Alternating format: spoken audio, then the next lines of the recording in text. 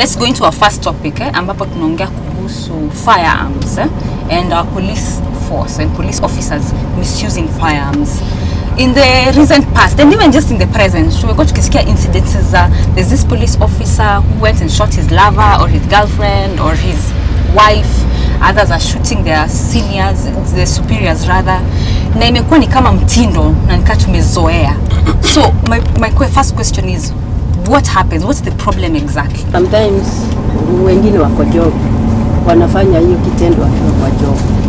So I think there is frustrations of kind. Wanga na too much power such that wako na hizo rights za watu. Sasa zile anaenda field kuonyeshwa kushoot. Hiyo ndio profession ameonyeshwa. Lakini unajua sisi ni binadamu. So saa zingine tuna hasira, kuna watu wenye wana hasira haraka sana. So ukimkosea ni rahisi sana kukupiga. It's misuse of power. Unajua wanaogopwa. So like unajua polisi anaingia pali popote, anaweza kujara kwa klabu ama aende mahali watu wanajiburudisha kivyao, alafu mtu anatoa cuff za kufunga mkono. Unajua? Alafu unaona watu wananyamaza. Unajua, kwa sababu wana nguvu, yani that's like power. Unajua, authority. Ushaikuwa in an incident where maybe a police officer amekuja akawave his firearm around ama hizo handcuffs zenye unasema? Nilikuwa na drive and then I hit somebody. I was with my cousins and then wakahepa nikabaki peke yangu. So like the mob was about to kill me. So like nikiwa kafu ndio alizitoa watu wakatoroka. But then kwangu ilikuwa kama savior, nilikuwa nasema ni vizuri niende jela nisiuliwe na unajua raia. Every human being gets annoyed or we get frustrated in some way. And in most cases, if we are hurt so much, we might pick any tool that we find around.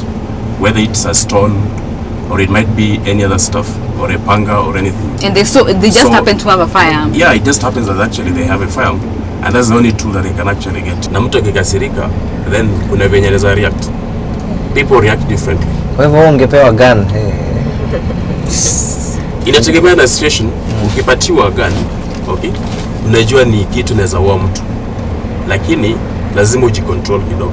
Unajua kama mtu akona gun, like let's say the police wanajua one of the policemen aliua mtu, si ndio?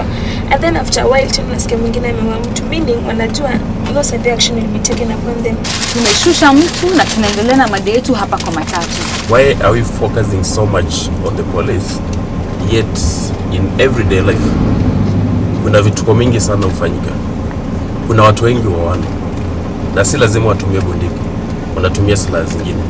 Why are we actually just focusing on the police? Because the police mandate is to protect and to serve us. Yes. So if they turn their weapons on each other and on us, then we are concerned.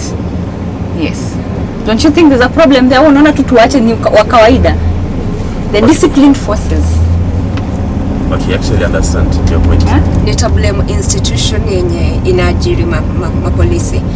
Nita insist on more training on stress management. Wanapofundishwa kutumia gun, pia wafundishwe vile wanaweza jilevelize zile mekasirishwa na kitu kingine. Kwa sababu askari saa zingine unaangalia wanajua mapenzi. Umepata askari ameua mwenzake juu amempata na msichana wake, kitu kama hicho. So kukuwe na ile stress management. We need to look at like what is the source of the stress? What is this source of frustration? Is it the living conditions? Is it the amount of money that they actually paid? Is it the way they are treated by their bosses? Kwa sasa wacha to watch a small insert ikiwa na maelezo zaidi, then we'll come back to the debate.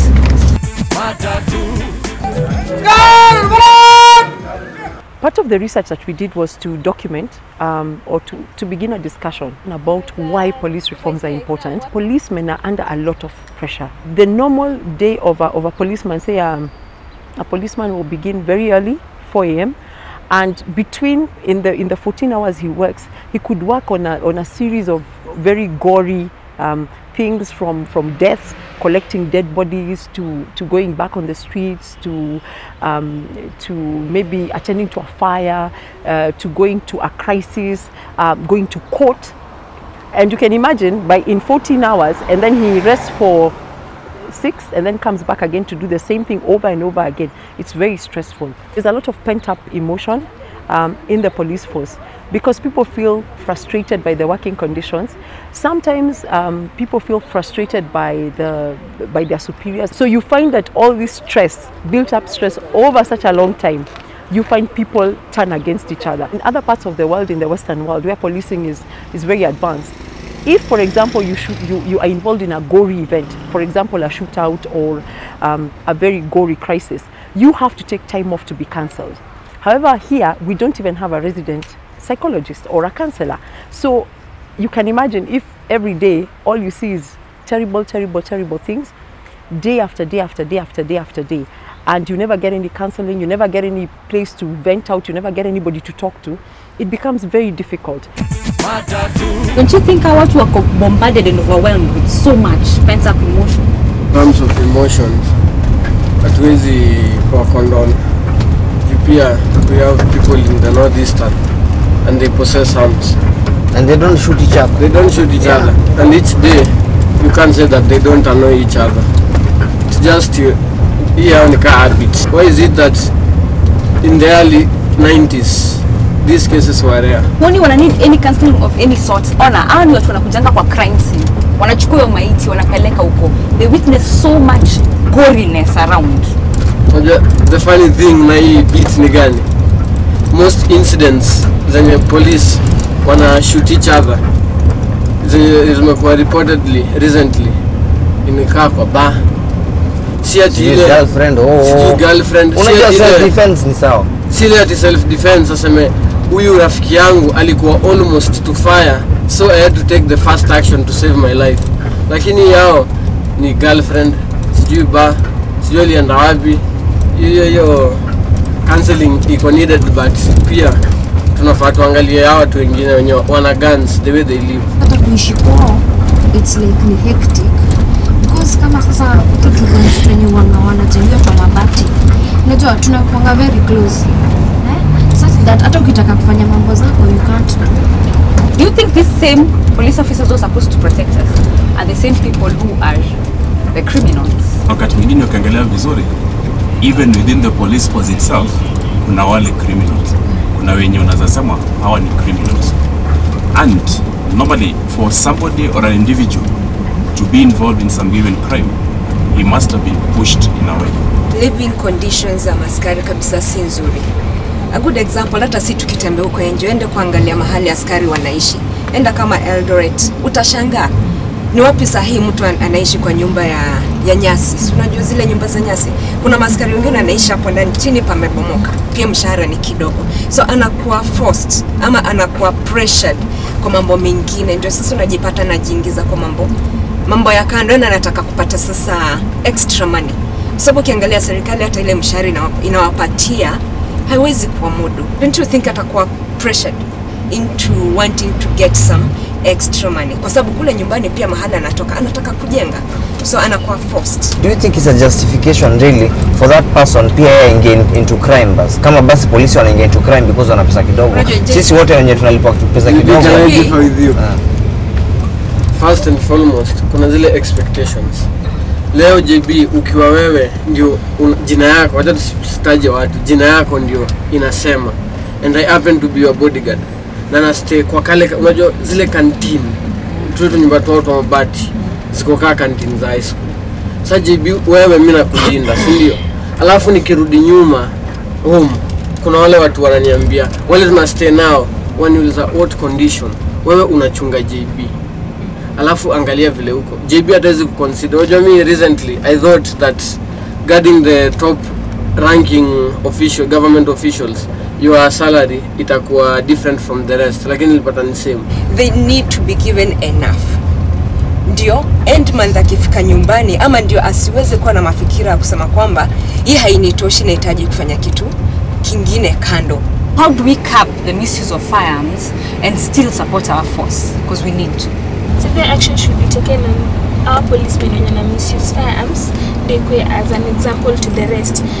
Unajua kama let's say leo such an incident occurs na action equally taken on him, au wengine watu wana kumbe an action can be taken on the police. Hata tuwape cover. Na pia opportunity ya kuwasomesha. Hata kama una watoto 7, watoto wako wawili tu wako na cover ya masomo, free education. Wajengewa mahali nzuri, wakuwa wanaishi vizuri. Kama inawezekana wapewa hata chakula free kuliko watakaa wakiwa kichwa yao imetulia, watakuwa wanafanya mambo huko nje.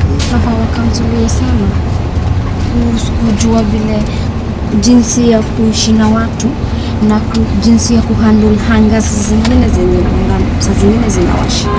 Inafaa wa raise ile entry level ya mapolisi. Kwa mfano kwa saizi unapata wenye wako na C, sijui ni C ama C minus, wenye waliingia the other day waliingia na sijui C ama C minus, lakini ukiangalia vizuri I think inafaa at least ireziwe kidogo.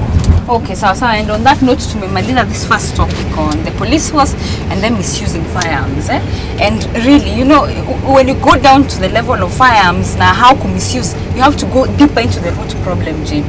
Yeah, but anyway, a lot needs to be done. Counseling, they need to be given counseling. Yeah. We're going to go to the streets now kupata maoni huko, then we'll be right back. Makarao hapo hivyo, kusema kweli hawatumii bunduki zao kwa mwizi. Kuliko umushuti ama muue hapo, ni vizuri mchukue mpeleke polisi, judgment ifanyike. Kuliko polisi yeye mwenyewe achukue hiyo bunduki awawe mtu bila hatia ama bila evidence. So sioni kama wanatumia bunduki zao vile inafaa.